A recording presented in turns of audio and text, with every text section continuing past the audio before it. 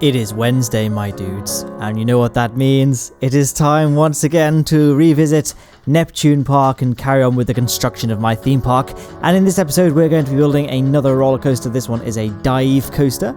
As I mentioned briefly in my last video, I colloquially call them vertical drop roller coasters because that name sounds cool. And that's what the world's first dive coaster, Oblivion, was marketed as. And that's what it was also called in Roller Coaster Tycoon 1 and 2 as well. So that's kind of still ingrained in my head from that point of view as well. But you can see me starting out here doing what we're kind of building out the feature that most dive coasters have. Well, I mean, they all have a big vertical drop, but then they generally don't finish the drop at surface level. They kind of go in a hole under the ground, and that's what I'm doing here. And there was an engine update I don't know if it was an engine update or just a mechanics graphics update in Planet Coaster recently that meant that interiors are a lot darker if they're surrounded by terrain now. So kind of building the terrain physically in the ground rather than just building a building around the track creates a much darker environment for it as well. Now there was unfortunately one issue with the footage captured for this coaster. For whatever reason, Shadowplay in its infinite wisdom decided to start capturing my second monitor halfway through the recording. So for 45 minutes or so, it doesn't record anything, it just records iTunes.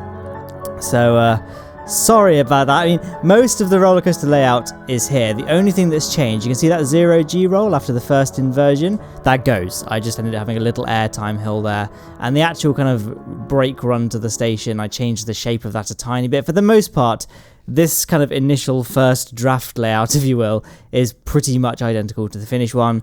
Like I say, it's just sans the 0G roll. Don't want to build this thing too high because it's very close to the tower and I want the tower to remain the dominant thing in the skyline. And I didn't intend this at the time, but it's kind of a nice thing that happened. It's about the same height as the viewing deck on the first level, so maybe people who know people on this dive coaster can stand there with a camera and zoom in. You can get a nice level photo of people hanging over this edge. I don't know. So the more kind of, I guess, nerds among you, in the nicest possible way, I'm one of you, trust me, may have recognized the layout of this roller coaster as being very similar to Oblivion the Black Hole at Gardaland. Funnily enough, Oblivion Black Hole is very similar to Oblivion, also Alton Towers. Oblivion shared kind of an area with another roller coaster called Black Hole. There was like the area which had Oblivion and a Black Hole in it. So I kind of think it's weird. There's one in Italy now called Oblivion Black Hole. And I think the park is owned by the same people that own Alton Towers. So it's probably a deliberate reference. But anyway, yeah, this coaster has a very similar layout to that coaster. It's a bit taller, a bit sort of stretched out. And I think it takes a little bit longer to get round to the end as well. So it is better overall. But yeah, I kind of loosely based it. So this is what, because it wasn't iTunes I was recording Google Maps. I had this screen open as like a, to give me a reference point to kind of see what the layout of the coaster looks like. So that's what was on the other screen. So unfortunately, like I said, we're going to have to cut away now to this. You can see a few things have changed. Namely the colour. I've also kind of constructed a rudimentary queue line, although we do end up tweaking that a little bit before it's finalised. I'm just redoing the last corner here. So I've gone with a nice straight but sloped brake run to get cars initially round this last corner. The cars go around that corner a little bit faster than I wanted them to. The brake run did slow them down to a slower speed, but it caused a huge drop in the ride's excitement rating, which I know doesn't really mean anything, but I kind of like playing this game and to get I like the game to tell me, to validate my layout that it's good. So yeah, I did make that final corner a little bit faster than I would have liked. So when it comes to the POV, that's why you do kind of shoot around that bend fairly quickly. But that's the only thing really. Yes, you can kind of see I've covered up the trench that the track goes in. I couldn't put terrain over the top, which would have been the best scenario because that meant the interior was as dark as it possibly could be. But it would mean that the actual gap between the track would have to be very, very, very deep under the ground in order to get the nice clean look of the scenery. And I kind of built it doesn't look like a tunnel. Basically, is what I'm trying to say there. So if we go down, you can see I've just put walls and stuff down there, so it doesn't look like a carved out tunnel. That effect would be very hard to achieve if we had a ceiling made of earth as well. So I think I'm pretty happy with this. And as you can see, the layout is not a huge difference. See where this car is here? That's kind of where the 0G roll ended before. So it's not drastically different. So I wanted to have a little sort of feature at some place in the ride. So I thought this would be kind of a cool place to have it. I thought about having kind of on rides, there are features called head choppers and leg choppers and things. It's basically when you feel like you're getting very close to the scenery, such that it's going to whack your head off or knock your arm off or something. In reality, it's a very large distance. When you're going at high speed at that kind of eccentric velocity, the brain has a hard time realizing that at first. So sometimes it can feel pretty authentically scary when you're getting close to them. And that's kind of the effect I wanted here. We're going to be getting it alarmingly close to the car, probably a little bit too close actually, but I think for the most part I was careful to make sure that if one of these hypothetical passengers stuck their arms out, they wouldn't be able to touch the scenery, but I wanted it to feel claustrophobic nonetheless. So this is the compromise I went with. We went with this sort of skeletal scaffolding design where the actual lines of the scaffolding closely follow the tilt of the car, so they can effectively be as close to the car as possible at all times. So well, that's what we're doing here. As far as colours and general theming goes, I've gone with orange and black, because orange and black are quite a satisfying combination of colours as far as colours go. You know, like purple and yellow was nice as well. Black and orange is a nice little combination. It kind of gives this feeling of danger. And also Oblivion at Alton Towers is black themed, and given that we're replicating the sister coaster of Oblivion, I mean that coaster we've replicated was white, but the one it's kind of inspired by, I think, and paired with is black. And orange just looks good. The logo of Oblivion is orange, so yeah, that's black and orange, that's that. But again, as you can see, we're keeping this thing fairly generically themed. Oblivion Black Hole actually has a vague space theme to it, as does Oblivion Alton Towers, I think, but to a much, much lesser extent. This one has got no real theming around it at all, because again, like I've mentioned before, anything near the tower or the centre of the park, or not really in an area which is clearly designate like a separate thing from the rest of the park, I just keep the scenery generic, because I want this to be a fairly grounded in reality park in terms of, you know, wild scenery. We're not at Disneyland. We blew the budget on the giant blue tower, so we don't have much more now to spend on scenery. So again, just doing the same thing here. So I put the coaster at a test run, basically waited for the car to get to the point I wanted it to get to. I just paused the game so it would just be there all the time. But yeah, that's that feature there. So I think I wasn't sure about the abstractedness and asymmetry of it, because, you know, like I said, we're kind of making these bars follow the tilt of the car, which would naturally mean it can't be an even symmetrical structure all the way up. So, but I think it grew on me. I wasn't a big fan of like the jagged, you know, almost arbitrary path that the metal takes. But yeah, it's great to me. I kind of like the entropy posed by this structure now. So yeah, there's a nice little mid-ride feature. This is the only mid-ride feature there's going to be on this ride, unfortunately. So that's this ride here. I've kind of run out of things to talk about that with, really. But I do have a Kerbal Space Program announcement to make. At some point, maybe this week or next week, I'll be launching the trailer for Green Harvest, my third and final Kerbal Space Program movie. It's very much reliant on you having seen Expedition Eve and Juno Attacks. It wraps both of those stories quite close to it, and it kind of gives conclusion and follow-up to both of those. And there's reference to Juno Attacks and Expedition Eve pretty much from the get-go. So, yeah, I mean, I guess it would make sense if you've not seen those movies, or if you just have no interest in watching those movies.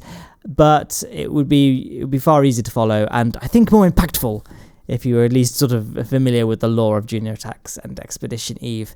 Out of the two, I think my heart says I prefer Juno Attacks, but my head says I prefer Expedition Eve in terms of my movies.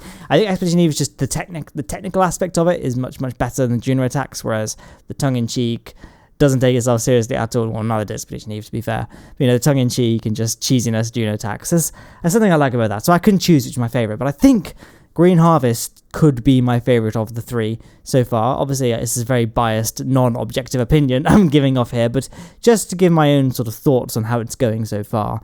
I'm currently working on the 4th episode. I wanted to have a little back catalogue of them made before I started releasing the episode, so I'm working on episode 4. I did have a brief period of writer's block, but I'm back on track now. So yeah, it's going well. I anticipate, hopefully, I'm aiming for early to mid-August as the release date for episode 1, but that's not final yet. I want to have episode 5 done, I think, before I consider releasing episodes. So it's all being worked on, but that's the update on Green Harvest. But yeah, I mean, you can see I'll just glance back at the screen. That's with this ride. If I can try and compose my thoughts properly, I've done that fake maintenance shed thing trick where we just build a separate ride with some tracks there just to pose as a theoretical maintenance shed because, it just makes the game a little bit more realistic in terms of how it looks, not necessarily how it functions, because it doesn't change the functionality at all, but it looks the part, and half the fun of Planet Coaster is making things that look cool, not necessarily functional things, because, scenery actually is completely functionless, isn't it? So I guess what I'm trying to say is that aesthetics go a long way. So that's why I keep adding these transfer tracks and just building a little supporting structure here, going with a fairly sort of modern design, and by modern design I mean very simple and cubic shape, because it kind of gives it a sort of more futuristic vibe, especially with this grungy black, kind of gives the impression of like an evil facility or something like that. So yeah, that's just fairly simplistic theming, and as I mentioned, the reasons I mentioned earlier about I wanted to keep it fairly generic. I gave it a pause and having water. It's so hot in this room. As soon as the sun kind of passes over the house and starts shining into my window. First of all, I've got four windows in this bedroom, and I have them open in the day because I like sunlight and vitamin D. But it means the room gets very, very hot. As soon as the sun passes over my house and starts shining directly into the windows, that's it. I cook, and this computer, which functions pretty much like an Arga in the winter, it doesn't help the things either, so it does get pretty toasty in here. Actually, like my throat just keeps drying up whilst I'm talking to you. Talking at you. Talking to you would imply there's a conversation going on, and this is very much not a conversation. As much as I can ramble on for hours, it is just me indulging in myself at the end of the day.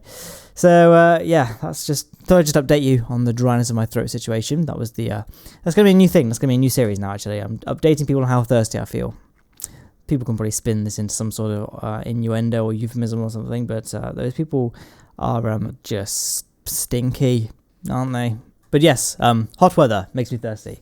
So that's, we talked about Kerbal Space Program, we talked about Planet Coaster, and we've talked about this video going on. So there's not much more to talk about for those two games. Other games-wise, I bought a few recently. I bought Super Mario Bros. 3, because I've actually owned that on Game Boy Advance for a number of years, but never really got around to playing it. So I bought it again. I've just bought it again on my 3DS, because I'm a shill for Nintendo like that. And because it's one of those games that I feel like I should have played at some point, and just I've never got round to it. And people tell me it's a masterpiece in terms of video games, a true donkey certified. And it's just, I feel like it's something I ought to have played. Like, I only played Ocarina of Time last year. Bit underwhelmed, to be honest, not gonna lie. I think that's because I played all the other 3D Zeldas, and once you've played those, Ocarina of Time just feels very dated by comparison. But I appreciated it for what it was. But I think A Link Between Worlds is probably my favorite Zelda. But we're getting a bit off track here. A Link Between Worlds or Wind Waker. I mean, I say I'm getting off track. We do need to keep something going on for the rest of this video. Link Between Worlds or Twilight Princess is very good as well. It's very hard to rank Zelda games. Twilight Princess, Wind Waker, or Link Between Worlds would be between those ones. Haven't played Breath of the Wild though, so I haven't got a Switch. I'm thinking with the Switch, right? I really want to buy a Switch because it's going to get Metroid soon. Mario Odyssey looks amazing, and Breath of the Wild looks decent as well. I don't think that's a joke. I don't really feel that bothered by it, because when I heard about the weapon durability that I think was raised a lot by Jim Sterling, I was like, well, that just sounds not fun in the slightest, because I hate weapon durability in games, and I feel like I just get annoyed by it in Breath of the Wild and a few other niggles. I feel like I'd enjoy it a lot, but I think it would be hard. I'd find those things annoying. Anyway, where was I going with this? Yeah, so I just feel like Super Mario Bros. 3 is a game I ought to have played, so I'm going to play that at some point. Also, I bought Grand Theft Auto San Andreas again. I mean, I've had it on PC, like CD, since I was, going back a while now, 13 years old. So I just wanted to go on the nostalgia trip, So looking forward to playing that again. And kind of as like a little sort of birthday present for me as well, because on Friday, it's my birthday. I'm going to be 24 years old. And, one step closer to 25, so one step closer to being able to afford a nicer car. So cause in the UK, before the age of 25, car insurance is ludicrously expensive. So I can afford to get a nicer car once the insurance drops enough when I'm 24. So I've got that to look forward to, one more year.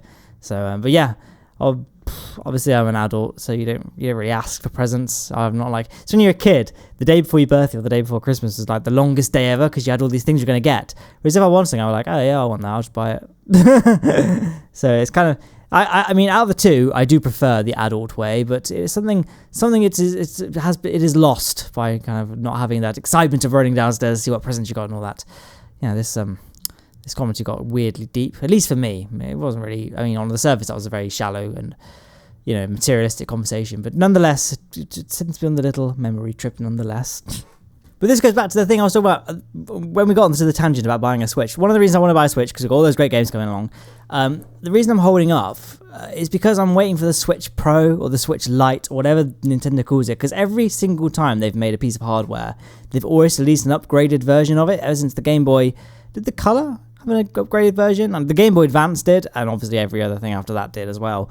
So I'm just waiting because the Switch has a lot of problems I don't like about it, like how the dock scratches its screen, how it's made of plastic and it can warp in heat, and just it's got quite an ugly appearance. So I'm just waiting because if they made like a brushed aluminium version or just something with a slightly more sleek chassis or anything like that and charged a little bit extra for it and could run Breath of the Wild at 60 FPS, that would be nice. Then I'd be all over it. But the thing is, I'm just like, well, the Switch at the moment just looks a little bit. There's so many improvements that could be made, and with Nintendo's track record, they probably will make them, so why should I buy one just yet? And also, I think at the moment, the Switch is very expensive, because you've got to get a proper controller for it, which is £54, more than the Xbox One, and the DualShock 4, despite the fact it doesn't even have analog triggers. So, it's an inferior controller in technicality, despite the fact it costs a lot more than those two. I think in terms of comfort, because I have used it, it is a nicer controller overall to hold, but it shouldn't be more. And same with that, like a Joy-Con, more Joy-Cons are very expensive. It's like £60 for another set of Joy-Cons. Got to buy £10 for a case. All the games are £40 each, and soon you're going to have to pay for online as well, which is a trend in consoles I absolutely despise, that I've got to pay to use my own internet connection that I pay for anyway. So I think just all the things with the Switch right now, I like the idea of it, but there's so many problems with it at the moment. I'm a little bit put off at this stage. But maybe, when Metroid Prime comes out, unless it's terrible, I'll get it for Metroid Prime, but I'll look at the reviews for that first. I don't understand. Like, I was looking at the Steam Top Sellers today, and I saw 2 Point Hospital. Is that what it's called? It's like basically like the spiritual successor for Theme Hospital. So I was like, oh my god, it's out. Yes, because I got really excited when I saw it at E3. And I was like, let's get it. And it was because it's one of the top sellers. And I clicked on it, and it was just like pre-purchase, comes out August the 30th. I'm just like, who pre-purchases a PC game? Okay, I kind of get pre-purchasing or pre-ordering console games on discs, because there is only a finite number of discs. It's very hard to sell out. But, I remember when Call of Duty would come out, it would become a competition to try and find a shop that wasn't sold out of Call of Duty back in the day. So, shops can sell out. So I understand why you might want to pre-purchase a physical game. But on Steam, it's a digital download. Like, all you're doing is just encouraging these companies to do these anti-consumer practices. And I'm sure it'll be good, because it's an indie game. And indie games usually, they do pull scummy shenanigans, but nowhere near to the extent that a publisher might. So can we not, guys? Can we not just not purchase pre-purchase digital games, Same with like season passes as well, where you're essentially just pre-ordering DLC that isn't even announced. Like, what? I guess it does work out cheaper by doing it, but, you got to think of the bigger picture sometimes. Maybe, I don't know, some people probably get angry with me for saying this. But here's me building the cage, because there's nothing else for me to really talk about on screen. You can see me just building a little cage here. Again, this is very similar to how a black hole in Gardaland looks. Just this kind of caged off. It's meant to be like a space shuttle themed thing, or just a rocket themed thing, because you're going into space to go into a black hole. So this is kind of meant to be like the gantry, crossing from the launch tower to the cockpit of the rocket. It's going to be themed like that. So I guess since I'm going for a generic theme here, it didn't really make much sense to copy it, but I just liked the way it looked. And it's kind of, going with this orange and black theming again. So I thought it fit in quite well. Nothing special with the roof, just I got those panels made like just aluminium roof. It's a little bit too thick for my lighting, but I guess Planet Coaster does have that chunky cartoon art style anyway, so I guess it fits in, like the context of this game. And then I'm just sort of trying to find a way of closing off this gap that's just a little bit too narrow to be capped off with, normal scenery pieces. So we had to improvise a little bit, but I think it came out okay. Just couldn't quite get the aluminium there, or the iron bars, I guess, to get the same color as my pseudo aluminium plates, but I think it was fine overall. And, well, yeah, that's pretty much it, isn't it? Just copy around the rest of the horizontal bars, and then we can just focus our attention to the rest of the path, which, don't worry, it's not going to be quite as intricate or time-consuming in terms of its construction as it was for this sort of crossover gantry here, but, I think we did put a lot of effort into it nonetheless. We won't get to it just yet, though, because I thought the building looked I liked the minimalist, brutalist, all of that appearance of just the black cube, but I thought it could do a little bit of spicing up. So I'm making this sort of orange collar that wraps around the sides of it. And you can see those doors there. I did mention it earlier, but I didn't really like any of the looks of any of the doors in the game, so I just built my own out of the scenery pieces. And yep, just getting those to not clash, so I had to kind of switch to the smaller art shapes just to get those thinner bits where the big ones weren't quite... you couldn't get them, they were too big, basically. And I obviously get this wall realigned as well. And that's pretty much the building wrapped up. Like I say, I'm going to top off the roof using the fake aluminium I came up with. I thought about doing some interior design for the actual station itself, but I still wanted to maintain the minimalist appearance and just have the ride speak for itself, really. This is very similar to Oblivion, and I guess Oblivion Black Hole, because although it's themed, it's not themed like... it is quite heavily themed, actually. So, not to the extent of like a Disney ride, but it's still quite heavy theming in terms of how most theme parks go. So yeah, just like I say, finishing off the rest of the queue, really. So there's the exit line all kind of closed off nicely. Just doing some final touches to the overall shape of it there. Get those walls closed off, and then we can do the placing of the roof. Now we don't really need to have easy access anymore to the inside. There's that bit there, then which is that end cap there. So yeah, this ride is pretty much coming to its completion. We just need to... I don't know, I wasn't really happy with how that path turned out. It was a bit too... I wanted a more free-flowing, curvy path like the wooden roller coaster has. So I kind of deleted it and went for this orange path, because again, we got nice to stick to the orange and black theme for the actual pathway itself. So yeah, I just went for a nice snaking appearance, and people in the queue line could get a nice view of the rest of the ride, real up close and personal. Yeah, there's a quick... I will show POV that's not time-lapsed at the end of this video. Yeah, someone in my comments, I think it was like the last video, or was it the time before, someone asked if I could make a roller coaster that wasn't like in its own little space, if that makes sense. Like all the rides so far have been in their own enclosures. You can't really get near them as guests. You can just kind of go around the perimeter of them. And someone asked if we could build a ride that kind of goes over the pathways and guests can walk right to the supports and most places on the track layout, and see the track above them and all of that cool stuff. And whilst I'd already made this ride, so I didn't plan this around that comment. Hope you're happy with it. So yeah, this ride is usually high up enough that it's not really a problem. We have to worry about colliding with guests at all. And it is kind of nice with the vertical drop ones for guests to be able to go right up to the plunge pit to be able to see the ride, or see the riders up close as they disappear into oblivion. And that was an intentional pun. The only thing I don't cover in this episode, we'll do it much, much later on, to the point where there's a lot more stuff built, and I don't want to spoil anything too much. I do end up tidying up the actual tunnel, the roof tunnel. So at the moment, you can't see it right now, so it's not a great time to talk about it, but there's only so many things I can talk about when it comes to placing fences individually over a very painstaking process. But the tunnel's roof, it's kind of got some sort of pavement pieces, but it's not a very smooth, squared off thing. It just follows the pattern of the terrain, and the pathway that guests can walk on visibly only actually goes over the roof of the tunnel and doesn't extend to the actual plunge pit. So I will overhaul the appearance of that in a future episode, but it won't be for quite a while. So yeah, that was the one thing I didn't like about how we ended up with this episode, really. It's just the actual appearance of the tunnel is not how it ended up in its final iteration, and it's not as good in this video. But it's a fairly minor point, considering the rest of the ride is completely unchanged today. So I think we did all right. So let's just try and speed this up now. I can't time-lapse this any faster than this on Sony Vegas, but I think we are coming close to the end of the fence-laying odyssey. I feel like I'm a new person now coming out of this. It's been going on so long. But there we are, just finishing off the last bit of the orange queue. And then what I wanted to just make the fences look a little bit more custom. So I selected them all and duplicated them and just dragged them up to kind of make this sort of multi-layered fence appearance, which you can see there. We're going to quickly do the priority pass as well, but it won't take nearly as long because it's a largely straight queue. So there we have it there. And then just duplicate it across. Now all we need to do is just, again, highlight them all, get them round to about the same level as the other path pieces, fence pieces I should say, and just drag them up for this double layer effect. And that's the ride wrapped up. So I'll leave you to the POV now. Luckily the lift hill is quite slow, so we still have some time to talk about it. But yes, there are links in the description and on screen at the end of this video for my Twitter, Discord, and Patreon, all of those things if you enjoyed it. And like I say, I hope you enjoy the rest of the videos to come, and I hope you enjoy the rest of your Wednesday, my dudes, and I hope you enjoy the rest of your week.